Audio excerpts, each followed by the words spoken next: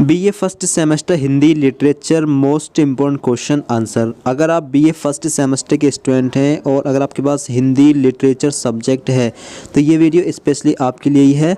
इस वीडियो में आप लोगों को हम मोस्ट इम्पोर्टेंट क्वेश्चन आंसर बताने वाले हैं हिंदी लिटरेचर सब्जेक्ट से। इस वीडियो में आप लोगों को most important very short question answer मिलेंगे, शॉर्ट क्वेश्चन आंसर मिलेंगे और लॉन्ग क्वेश्चन आंसर मिलेंगे।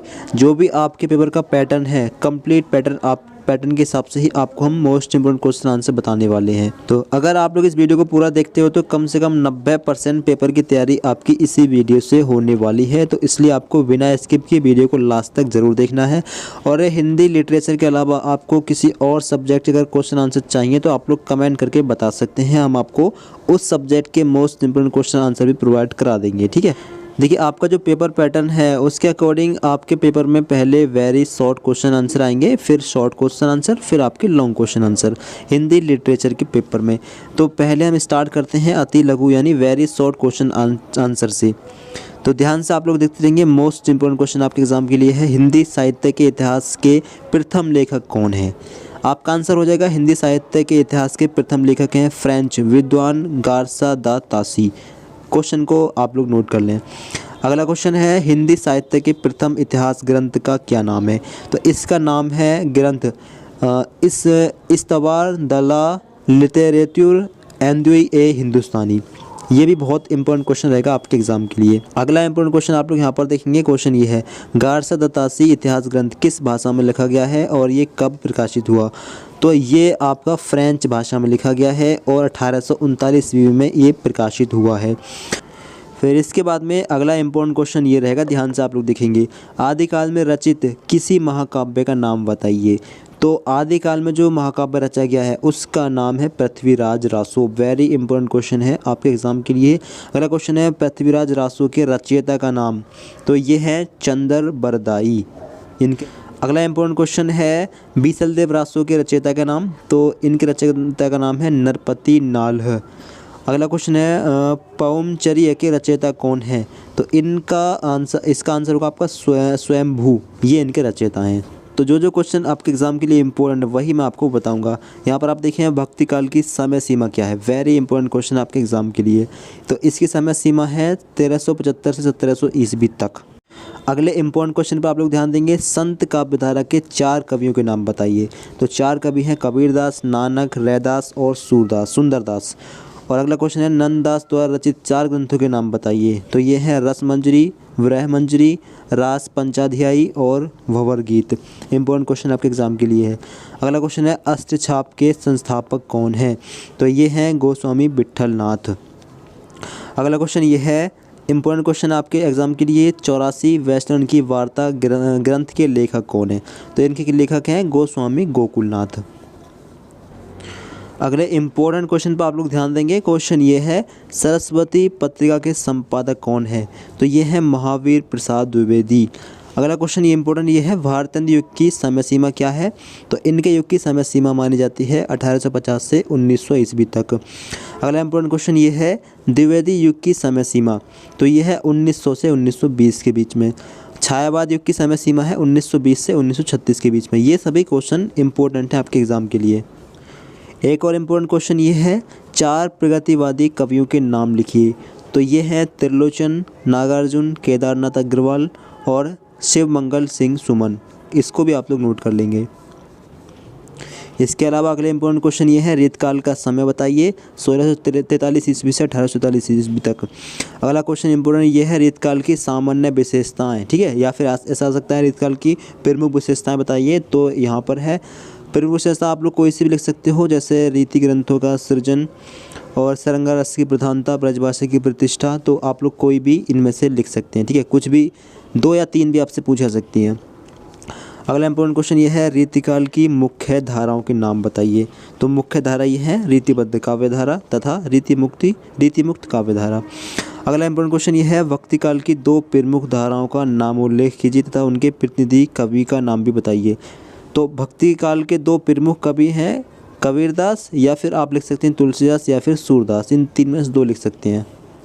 इसके बाद अगला इंपॉर्टेंट क्वेश्चन ये है, नई कविता की 4 प्रमुख विशेषताएं बताइए। तो इसकी विशेषताएं हैं अतिशय, बौद्धिकता, क्षणवाद, लघुमानव की प्रतिष्ठा एवं मुक्त छंद विद्वान नई कविता की 4 प्रमुख विशेषताएं। अगला क्वेश्चन इंपॉर्टेंट ये है, नई कविता नामक पत्रिका के संपादक कौन हैं? तो इस पत्रिका के संपादक हैं जगदीश गुप्त, डॉक्टर जगदीश गुप्त। तो वीडियो का आपको बिल्कुल भी स्किप नहीं करना है, वीडियो को कंटिन्यू देखते रहना है। वेरी शॉर्ट के बाद मैं आपको शॉर्ट क्वेश्चन आंसर बताऊंगा, इसके बाद में लॉन्ग क्वेश्चन आंसर, उसके बाद में आपको MCQ भी बताऊंगा, तो लास्ट तक वीडियो को देखते रहना है। अब यहाँ पर क्वेश्चन इंपॉर्टेंट ये है आपके एग्ज़ाम के लिए, गोरखनाथ के गुरु कौन थे?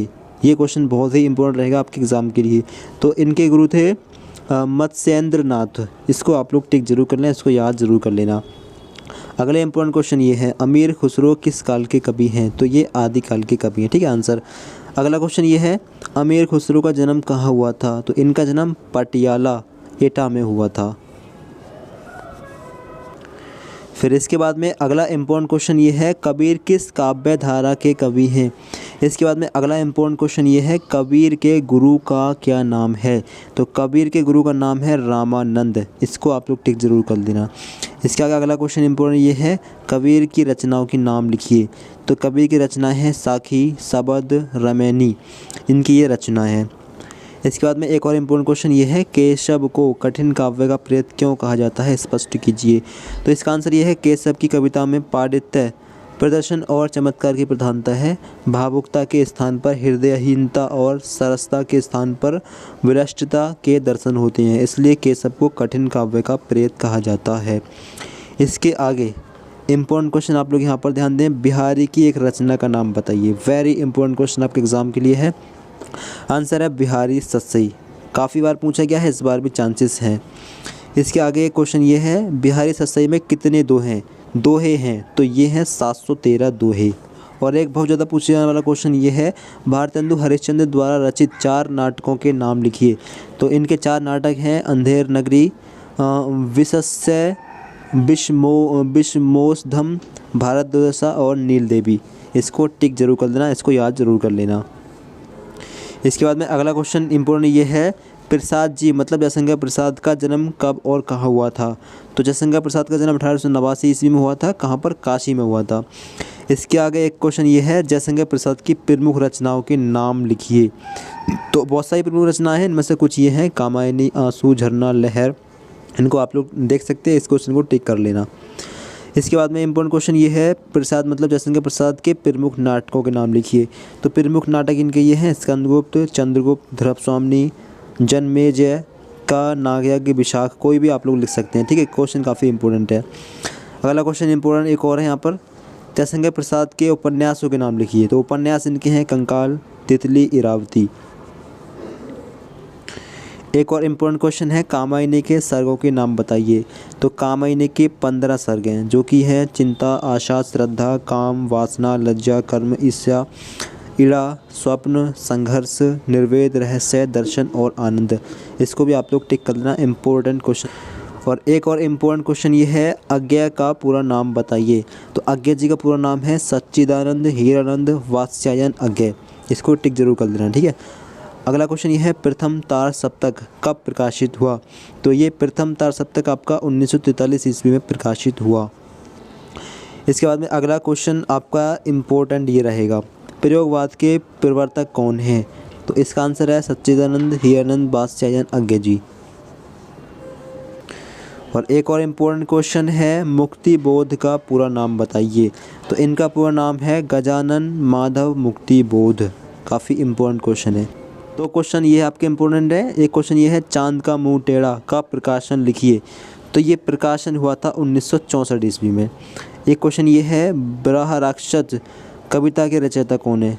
तो इसके रचयिता हैं गजानन माधव मुक्तिबोध। और एक ये क्वेश्चन इंपॉर्टेंट है, मेरे लोग शीर्षक कविता के रचयिता कौन है? तो इनके रचयिता भी गजानन माधव मुक्तिबोध हैं।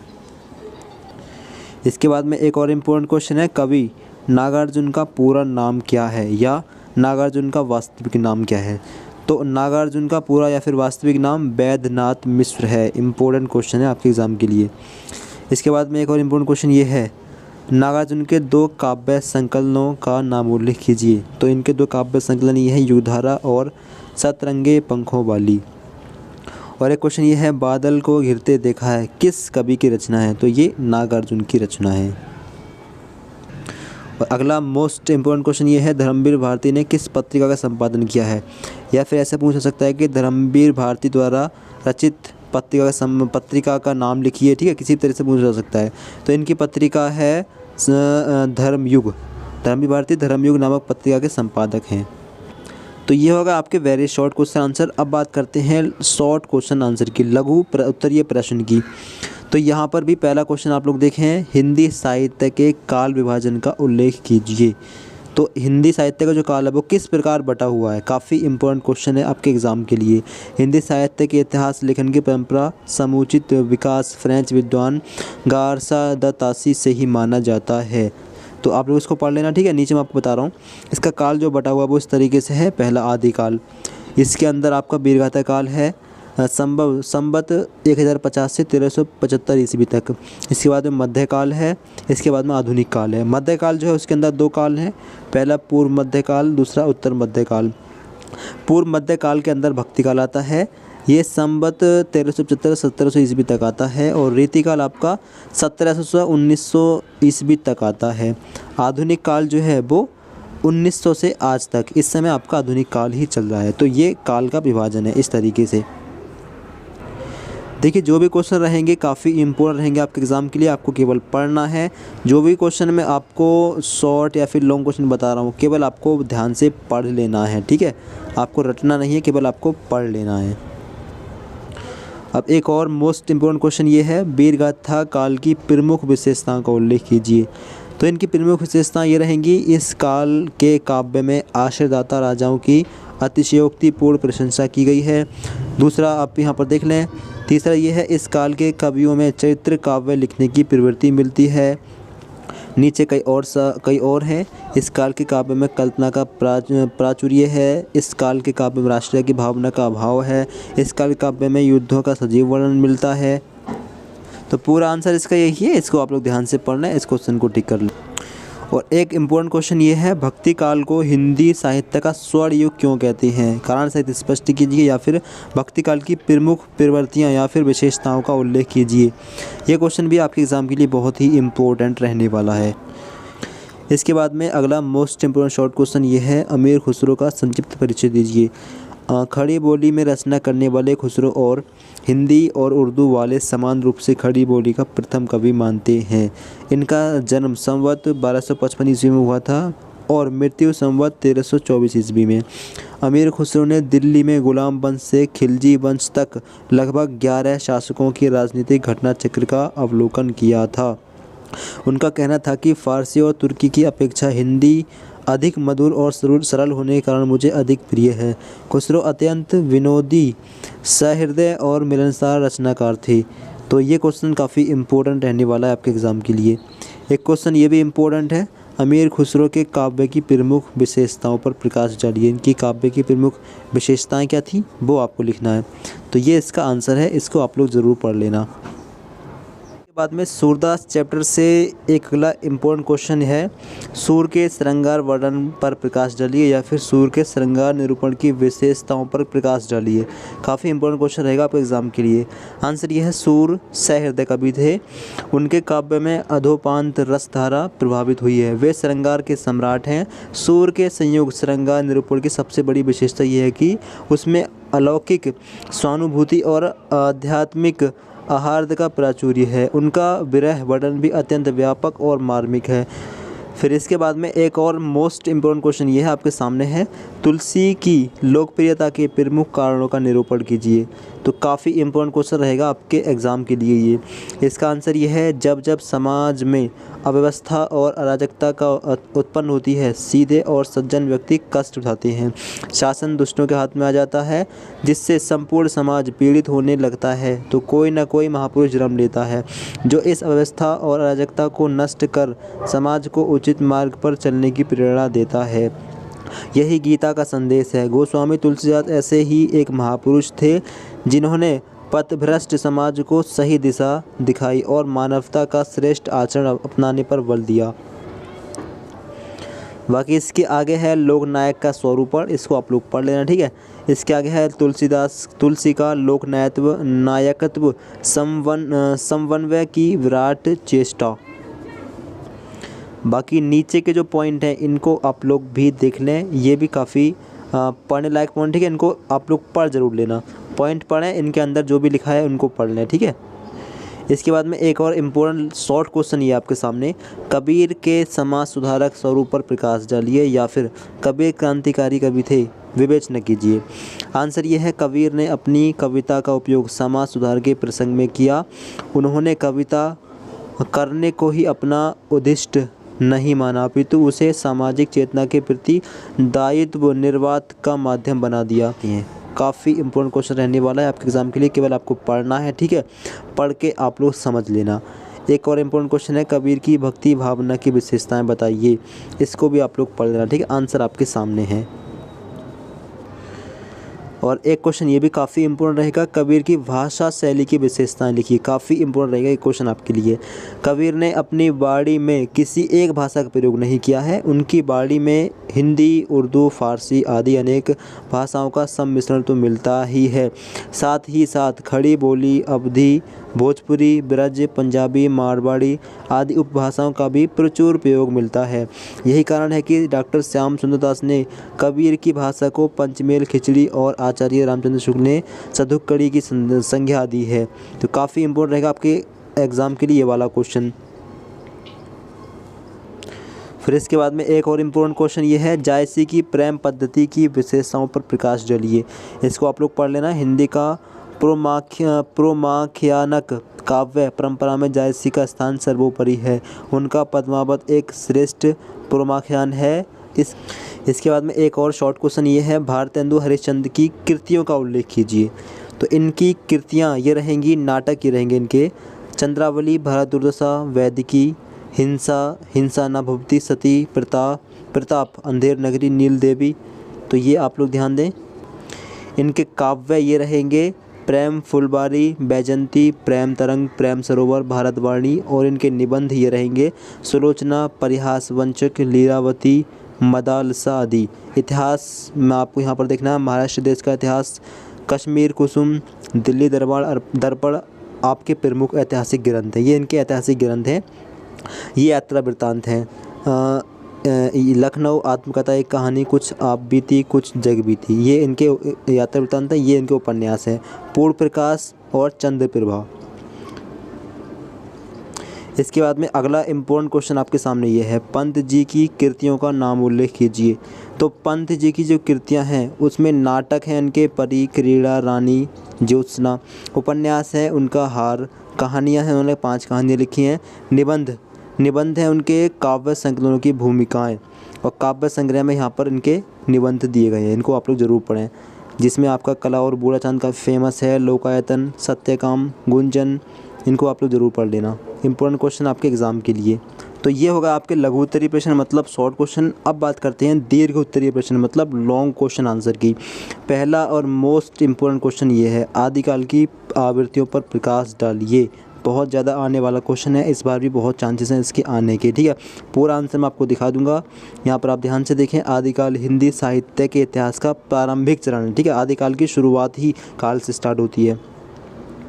आंसर पर आप लोग ध्यान देंगे, आदिकाल हिंदी साहित्य के इतिहास का प्रारंभिक चरण है। हिंदी साहित्य का जो इतिहास है उसका प्रारंभिक चरण आदिकाल कहलाता है। इसे वीरगाथा काल भी कहा जाता है। इसकी काल अवधि विक्रम की 11वीं शताब्दी के मध्य संवत 1050 से लेकर विक्रमी संवत की 14वीं शती के तृतीय चरण संवत 1375 तक मानी जाती है। यह लड़ाई, युद्ध, असामान्य पृष्ठभूमि, विदेशी आक्रमण तथा पारस्परिक कलह का युग था। सामान्य परिस्थिति की दृष्टि से ये काल विकेंद्रीकरण का था। वो पंक्ति ये है, वर्ष 18 क्षत्रिय जीवे, आगे जीवन को धिक्कार। तो आप लोग इसको और आगे पढ़ें, ठीक है। इसकी जो विशेषता है वीरगाथा काल की वो आपको यहाँ पर दी गई हैं। विशेषताओं में पहली विशेषता ये है, आश्रयदाताओं की अतिशयोक्तिपूर्ण प्रशंसा। इस युग का अधिकांश साहित्य राजाश्रित कवियों द्वारा लिखा गया है। ये कवि अपने आश्रयदाता राजा को सर्वश्रेष्ठ वीर, पराक्रमी, सम्राट, अद्वितीय, रूपवान, अनुपम, दानवीर, दृढ़ प्रतिज्ञ, शरणागत, वत्सल आदि सिद्ध करके उसका अतिशयोक्तिपूर्ण वर्णन किया करते थे, ठीक है। इसको आगे ज़रूर पढ़ना आप लोग, काफ़ी इम्पोर्टेंट है। अगला पॉइंट है वीर तथा श्रृंगार रस का सजीव चित्रण। वीरगाथा काल में युद्धों का कारण प्राय कोई सुंदरी होती थी, उसकी प्राप्ति हेतु ही युद्ध होते थे। अतः इन कवियों ने सुंदरी का रूप चित्रण राजा की उसके प्रति आसक्ति, विरह, फिर युद्ध द्वारा उसकी प्राप्ति तथा मिलन सुख का चित्रण किया है। इसके आगे अगला पॉइंट ये है चरित काव्य लिखने की प्रवृत्ति। इसके आगे अगला पॉइंट ये है संकुचित राष्ट्रीयता। इसके बाद में अगला पॉइंट ये है भाव पक्ष और कला पक्ष की सबलता। ठीक है, पूरे क्वेश्चन को आप लोग पढ़ लेना, मैंने पूरा आंसर आपको दिखा दिया है। इसके बाद का अगला जो मोस्ट इम्पोर्टेंट क्वेश्चन है वो ये है रीतिकाल का परिचय देते हुए उसकी सामान्य विशेषताओं पर प्रकाश डालिए। अब देखिए मैं आपको आंसर दिखा रहा हूँ, ठीक है, आपको पूरा आंसर पढ़ लेना है। पूरा आंसर आप लोग पढ़ लोगे, अगर क्वेश्चन चेंज भी हो जाता है, ठीक है, तो बना कर आप लोग लिख आओगे। इसलिए आंसर पढ़ना बेहद ज़रूरी है। जितने अच्छे से हो सके आपको उतने अच्छे से आंसर पढ़ लेना है। इसका आंसर आपको पढ़ना बेहद ज़रूरी है। यहाँ पर आप ध्यान दें, क्वेश्चन आपसे कई तरीके से पूछा सकता है, जैसे कि रीतिकाल की प्रवृत्तियाँ बताते हुए उसके प्रमुख कवियों का उल्लेख कीजिए, या फिर रीतिकाल के नामकरण पर विचार करते हुए इसकी विशेषताओं पर प्रकाश डालिए। ठीक है, किसी भी टाइप से आपसे पूछा जा सकता है। आंसर आप लोग यहाँ पर देखें, रीति शब्द का अर्थ, रीति शब्द का अर्थ क्या होता है, तो रीति काल शब्द में प्रयुक्त रीति का अर्थ है काव्य पद्धति। रीति शब्द रीढ़ धातु से बना है। आचार्य वामन ने रीति शब्द की व्याख्या करते हुए लिखा है कि विशिष्ट पद रचना रीति अर्थात काव्य रचना की विशिष्ट प्रणाली ही रीति है। इसके आगे है रीतिकाल नामकरण का औचित्य, मतलब रीतिकाल का नाम रीतकाल कब पड़ा है, तो आचार्य रामचंद्र शुक्ल ने संवत 1700 से 1900 ईस्वी तक के युग को रीतिकाल की संज्ञा दी है। आचार्य विश्वनाथ प्रसाद मिश्र ने इस काल को श्रृंगार काल माना है। आचार्य रामचंद्र शुक्ल जी ने बाद में भी कहा था कि श्रृंगार और वीर दो रसों की कविता इस काल में हुई। इसके बाद में आपको ये पढ़ना है, ठीक है, ज़रूर आपको पढ़ना है। अगर आप लोग पढ़ लोगे तो आप लोग बिना याद किए ही आप लोग इसको आराम से लिख आओगे। पढ़ना आपको बहुत ज़रूरी है।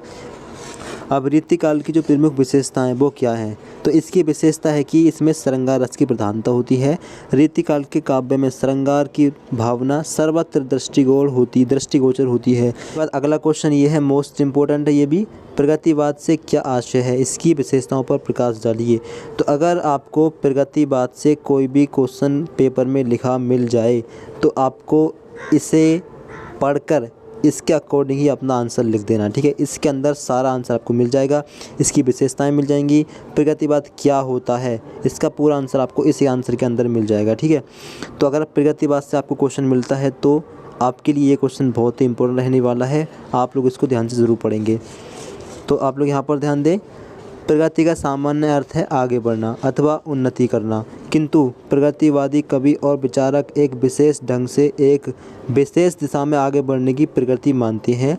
उनकी एक विशिष्ट परिभाषा है जिसका आधार है द्वंद्वात्मक भौतिकवाद।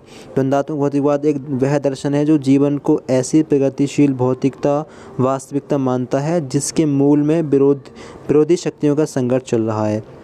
अब प्रगतिवादी की जो प्रवृत्तियाँ विशेषता हैं वो क्या हैं, तो उसकी पहली विशेषता ये है कि ये सामाजिक यथार्थवाद होता है।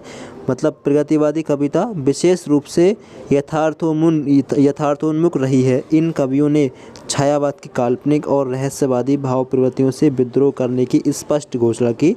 स्वयं पंत ने छायावादी कवि के यथार्थ को उपेक्षित करके गगन की ओर ताकने की मनोवृत्ति को ललकारा। तो ये हुआ इसका जो एग्जाम्पल है, ये आप लोग जरूर याद करना है। शून्य में उड़कर थक गए पंख जिसके, कल्पना अब भूमि पर लहरा रही है। दूसरी जो विशेषता है वो ये है, शोषितों के प्रति सहानुभूति। प्रगतिवादी कवियों ने समाज के शोषित वर्ग, कृषक, श्रमिक मतलब काम करने वाले मजदूर, श्रमिक, कृषक, नारी एवं वृद्ध के प्रति गहरी सहानुभूति व्यक्त की है। जीवन का मार्मिक चित्र भी अंकित किया है। ये कवि दलितों पीड़ितों की दशा पर आंसू बहाते देखे जाते हैं। इसका एग्जाम्पल आप लोग ये जरूर याद करना है, वह आता दो टूक कलेजे के करता, पछताता पथ पर आता, पीठ दोनों मिलकर हैं एक, चल रहा लकुटिया टेक। तो ये एग्जाम्पल काफ़ी बढ़िया रहने वाला है। ठीक है, अगर ये लिख दोगे तो काफ़ी अच्छे नंबर मिल जाएंगे।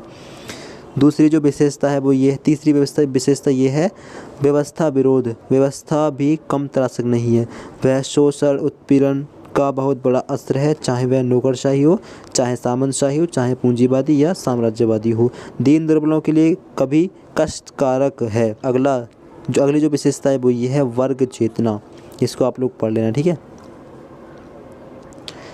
इसके बाद में अगली जो विशेषता है वो ये है क्रांति चेतना। इसका जो एग्जाम्पल है जल्द जल्द पैर बढ़ाओ, आओ जाओ आज अमीरों की हवेली, ये एग्जाम्पल काफ़ी इम्पोर्टेंट है। जो विशेषता है अगली वो ये है शोषण के प्रति घृणा। इसके बाद में अगली जो विशेषता है वो ये है नारी विषयक दृष्टिकोण। प्रगतिवादी कभी नारी को वासना त्रुटि का साधन नहीं मानता है, वह उसे सम्मान देता है, क्योंकि वह पुरुष के साथ कंधे से कंधा मिलाकर जीवन संग्राम में भाग लेती है। यह नारी की सामान्य प्रतिष्ठा चाहता है। इसका एग्जाम्पल ये है। आपके सामने है एक और मोस्ट इम्पोर्टेंट क्वेश्चन, दीर्घ उत्तरी प्रश्न है ये। कबीरदास के काव्य की प्रमुख विशेषताओं पर प्रकाश डालिए, या फिर किसी भी नाम से पूछा सकता है, ठीक है। कबीर समाज सुधारक कवि थे, इस कथन की समीक्षा कीजिए। कबीर मूलतः भक्त हैं अथवा समाज सुधारक अथवा कवि हैं, सोदाहरण समीक्षा कीजिए, उदाहरण सहित समझाइए। तो कबीर के बारे में अगर आपको जानना है तो ये जो आंसर मैं आपको दिखा रहा हूँ पूरा पढ़ना होगा। अगर कबीर के चैप्टर से कोई भी क्वेश्चन अगर आपसे पूछ लिया जाता है तो आपका यही आंसर चल जाएगा, ठीक है। यही आंसर आप लोग लिख आना, काफ़ी इम्पोर्टेंट रहने वाला है यही आंसर। परंतु हिंदू धर्म की जड़ें बहुत गहरी थी। मुसलमानों ने तलवार के बल पर हिंदुओं को इस्लाम धर्म स्वीकार करने के लिए बाध्य किया। इसके आगे ये है हिंदू। इसके बाद में कबीर एक सच्चे समाज सुधारक हैं, यहाँ पर बताया गया है। तो ये जाति पाति का विरोध करते थे। कबीर के समय में जाति पाति के बंधन कठोर होने के कारण निम्न वर्गीय जनता दासों का सा जीवन व्यतीत कर रही थी। अब मैं आपको यहाँ पर पूरा आंसर दिखाता हूँ, ठीक है। ये इसका एक आंसर है। इसके बाद में दूसरी ये है सांप्रदायिकता का विरोध। कबीर ने सांप्रदायिकता का विरोध किया है, ठीक है। कबीर हिंदू और मुसलमान दोनों को समान दृष्टि से देखते थे। उन्होंने दोनों धर्मों के दोषों को निकट से देखा और दोनों को कड़ी फटकार लगाई। उन्होंने अनुभव किया है कि राम रहीम के नाम पर दोनों में ईर्ष्या और देश की आग सुलग रही है। कबीर ने दोनों को अपनी अपनी बुराई दूर करने का उपदेश दिया। इसके बाद में तीसरा जो पॉइंट है वो ये है विराह आडंबरों का विरोध। इसके बाद में एक ये है मूर्ति पूजा का विरोध। कबीरदास जी मूर्ति पूजा के कट्टर विरोधी थे। मूर्ति पूजा का विरोध करते हुए वे कहते हैं, दुनिया ऐसी बाबरी पत्थर पूजन पाई, घर की चाकी कोई न पूजे, जाका पीसा खाई। इसके बाद में ये हिंसा के भी विरोधी थे। कबीरदास अहिंसा परमो धर्म के उपासक थे। वे जीव हिंसकों से घृणा करते थे, ऐसे लोगों को फटकारते हुए कहते हैं। इसके बाद में अगला यह है कि अहंकार भावना का त्याग। कबीरदास जी ने संसार को मिथ्या माना है। इस काल्पनिक जगत में मनुष्य को गर्व और अहंकार भावना का परित्याग करना चाहिए, ऐसा ये मानते थे। इसके बाद में प्रेम का संदेश इन्होंने दिया है। इसके बाद में संसार की निस्सारता की ओर इन्होंने संकेत किया है। तो अब आपके लॉन्ग क्वेश्चंस भी हो गए। अब बात करते हैं MCQs की, जो आपके बहुविकल्पी टाइप के क्वेश्चंस हैं, उनमें कौन कौन से क्वेश्चन मोस्ट इंपॉर्टेंट हैं। तो पहला क्वेश्चन ये इंपॉर्टेंट रहेगा, आदिकाल को वीरगाथा काल नाम दिया किसने? आदिकाल को वीरगाथा काल किसने कहा था? आपको ऑप्शन सी होगा, ऑप्शन नंबर ए आचार्य रामचंद्र शुक्ल ने। इसके बाद दूसरा क्वेश्चन जो इम्पोर्टेंट रहने वाला है वो ये रहेगा, राहुल सांकृत्यायन ने आदिकाल का नामकरण किया था कब? सिद्ध सामंत काल में। इसके आगे अगला क्वेश्चन ये इम्पोर्टेंट रहेगा, विशलदेव रासो किस काल की रचना है?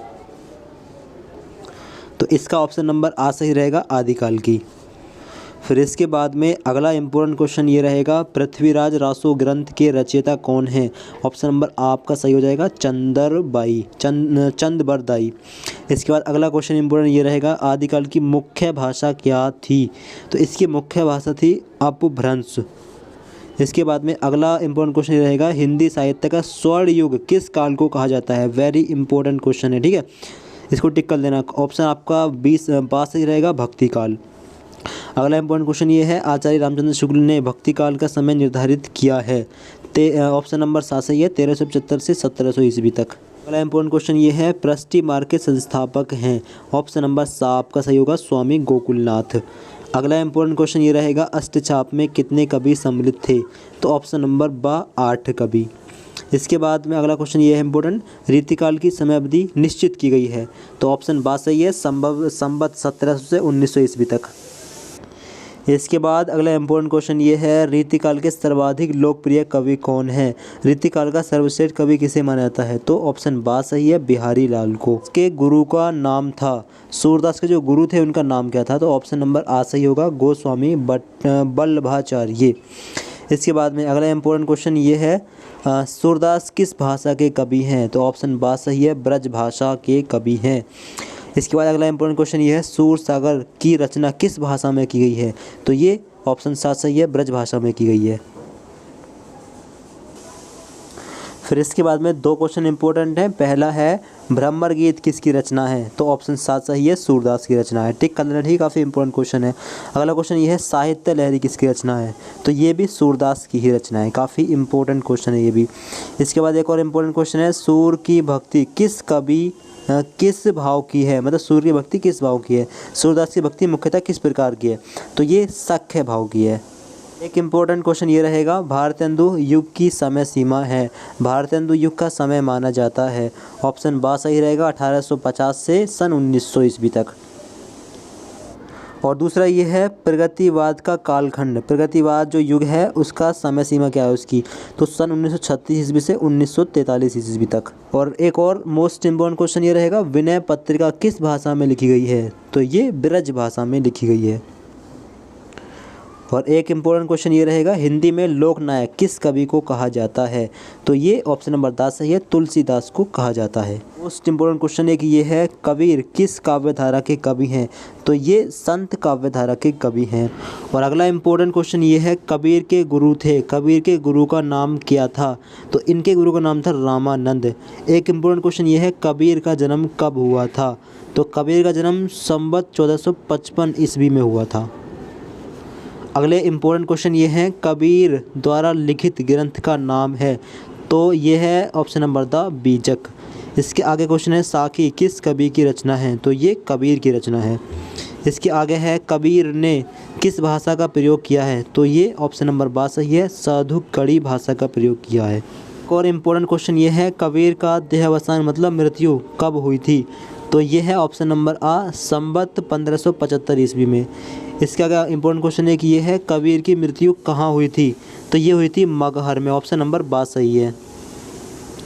इसके आगे एक और इम्पोर्टेंट क्वेश्चन है, जायसी किस काल के कवि हैं? तो ये भक्ति काल के कवि हैं। ऑप्शन नंबर बा सही होगा। इसके आगे एक और इम्पोर्टेंट क्वेश्चन है, जायसी का प्रसिद्ध महाकाव्य कौन सा है? या फिर जायसी द्वारा रचित महाकाव्य का नाम क्या है? तो इनके द्वारा रचित महाकाव्य है पद्मावत। काफ़ी इंपॉर्टेंट रहेगा आपके एग्जाम के लिए ये वाला क्वेश्चन। इसके बाद में भारतेंदु हरिश्चंद्र वाले चैप्टर से कुछ क्वेश्चन है। पहला क्वेश्चन इंपॉर्टेंट ये है, भारतेंदु हरिश्चंद्र का जन्म कब हुआ था? तो इनका जन्म सन 1850 ईस्वी में हुआ था। ऑप्शन नंबर आ सही रहेगा। इसके आगे अगला क्वेश्चन ये है, भारत दुर्दशा किसकी रचना है? तो ये ऑप्शन नंबर आ, भारतेंदु हरिश्चंद्र की रचना है। इसके आगे एक क्वेश्चन और इम्पोर्टेंट है, भारतेंदु जी प्रेम और भक्ति संबंधी कविताओं में कौन सी भाषा प्रयुक्त हुई है? तो इनकी जो भाषा थी वो ब्रज भाषा थी। ठीक है, इस तरह से पूछ सकता है कि भारतेंदु जी की भाषा कौन सी थी या फिर इनके ग्रंथ किस भाषा में लिखी गई हैं? तो इनके ग्रंथ वगैरह ब्रज भाषा में लिखी गई हैं। ठीक है, इनकी भाषा ब्रज भाषा थी। इसके बाद में एक और इम्पोर्टेंट क्वेश्चन ये है, किस कवयित्री को आधुनिक युग की मीरा कहा जाता है? काफ़ी इंपॉर्टेंट रहने वाला है आपके लिए। क्वेश्चन का आंसर सही होगा ऑप्शन नंबर सा, महादेवी वर्मा को। इसके नीचे एक और इम्पोर्टेंट क्वेश्चन है, महादेवी वर्मा को कौन सी कृति पर ज्ञानपीठ पुरस्कार प्राप्त हुआ? तो ऑप्शन बा सही होगा, यामा कृति पर इनको ज्ञानपीठ पुरस्कार दिया गया था। अब यहाँ पर आप लोग ध्यान देंगे, आपके पेपर में वेरी शॉर्ट हो गए और शॉर्ट क्वेश्चन आंसर हो गए और लॉन्ग क्वेश्चन आंसर हो गए, इसके साथ में एमसीक्यू हो गए और इसके साथ में आपके पेपर में पद्यांश भी आते हैं। ठीक है, तो यहाँ पर ये इंपॉर्टेंट पद्यांश दिए गए आपको। पद्यांश ये है, मेरी भव बाधा हरो, इसके लास्ट में हरित दूती होई। ये पद्यांश इंपॉर्टेंट रहेगा आपके एग्जाम के लिए। पद्यांश का संदर्भ जो है वो ये रहेगा, प्रस्तुत दोहा बिहारी सत्सई से उद्धृत है। ये रीतिकाल के सर्वश्रेष्ठ रीतिबद्ध कवि बिहारी लाल की रचना है। मतलब आपको पाठ का नाम और राइटर का नाम लिखना है। आप इस तरह से लिख सकते हैं कि पाठ का नाम बिहारी सत्सई, लेखक का नाम बिहारी लाल। अब प्रसंग आपको लिखना है कि इसमें क्या बताया गया है। ठीक है, तो प्रसंग में आपको बताना है कि जो भी यहाँ पर पूछा गया हो। तो इसमें ये बताया गया है कि प्रस्तुत दोहे में कविवर बिहारी लाल ने अपनी आराध्य देवी राधा की स्तुति की है। इस दोहे के 3 अर्थ हैं। अब जो व्याख्या है वो जो आपका पद्यांश है उसका मीनिंग है, ठीक है, उसकी हिंदी मीनिंग है। मतलब जो आपका पद्यांश यहाँ पर दिया गया है इसका मतलब क्या है, इसकी मीनिंग आपको यहाँ पर दी गई है, ठीक है। इसको आप लोग पढ़ लेना, काफ़ी इंपॉर्टेंट क्वेश्चन आपके एग्जाम के लिए। यहाँ तक इसका आंसर है। अब एक और पद्यांश आपके सामने है। पद्यांश ये है, मनसा मेरी नगरी चोर मलाया। इसका जो संदर्भ है वो ये है, प्रस्तुत अवतरण गोरखनाथ कृत गोरखवाणी के पद राम राम राम राम श्री से उद्धृत है। मतलब गोरखनाथ जी द्वारा लिखा गया है और राग रामश्री नामक पाठ से ये लिया गया है। तो ये हो गए आपके मोस्ट इम्पोर्टेंट क्वेश्चन आंसर। अब ये जो क्वेश्चन आंसर की PDF है ये आपको मिल जाएगी टेलीग्राम चैनल पर, ठीक है। टेलीग्राम चैनल का जो लिंक है वो वीडियो के डिस्क्रिप्शन बॉक्स में आप लोग जाओगे, उसमें सबसे नीचे जब आप लोग जाओगे तो वहाँ पर डिस्क्रिप्शन बॉक्स में लिंक दिया गया है। लिंक पर क्लिक करेंगे, क्लिक करने के बाद में आप लोग टेलीग्राम चैनल पर पहुंच जाएंगे। वहां पर इसकी PDF हमने अपलोड कर दी है, वहां से आप लोग इसकी PDF को भी डाउनलोड कर सकते हैं। और इसके अलावा आपको किस और सब्जेक्ट के क्वेश्चन चाहिए आप लोग कमेंट में बता सकते हैं। बाकी अगर आप लोग फर्स्ट सेमेस्टर में हैं तो इस चैनल को सब्सक्राइब ज़रूर कर लें। आपके आने वाले second semester, third semester, fourth semester की तैयारी भी इस चैनल के माध्यम से हम कराएंगे। इस चैनल को आप लोग नोट कर लें, ये चैनल है MF स्टडी पॉइंट। इस चैनल के माध्यम से आपकी तैयारी कराएंगे आने वाले सेमेस्टर की भी, और जो सब्जेक्ट आपके पास है उन सभी सब्जेक्ट की। आप लोग सब्जेक्ट का नाम कमेंट में बता सकते हैं।